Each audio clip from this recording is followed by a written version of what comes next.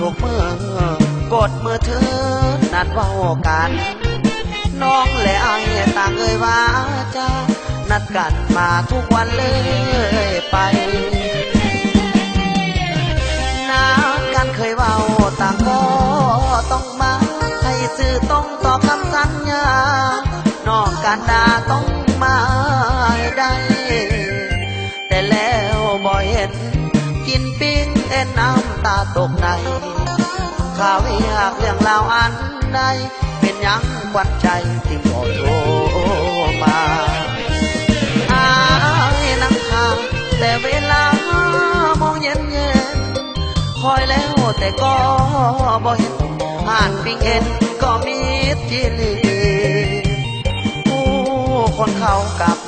แต่ตัวอายนั่งเศร้าโศกอายนั่งคอยแสนเศร้าหรือดีแต่ก็บ่มีวี่แววหน้ามน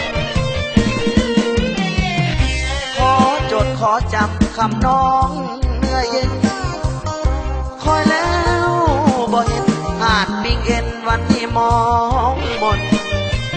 ขอจดขอจำอย่าบ่ฟังคำเว้าของคนห่านปิ้งเอ็นแสนเศร้าเหลือทนเมื่อน้องหน้ามนนั้นมาลวงกัน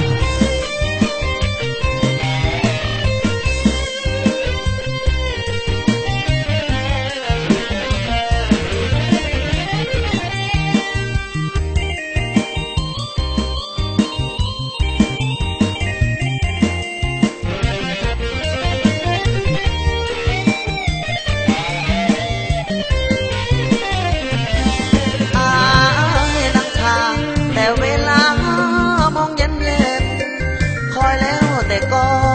บ่เห็นห่านปิ้งเห็นก็มีกินผู้คนเขากับแต่ตัวอายนั่งเศร้าโศกีอายนั่งคอยแสนเศร้าหรือดีแต่ก็บ่มีวี่แววหน้ามน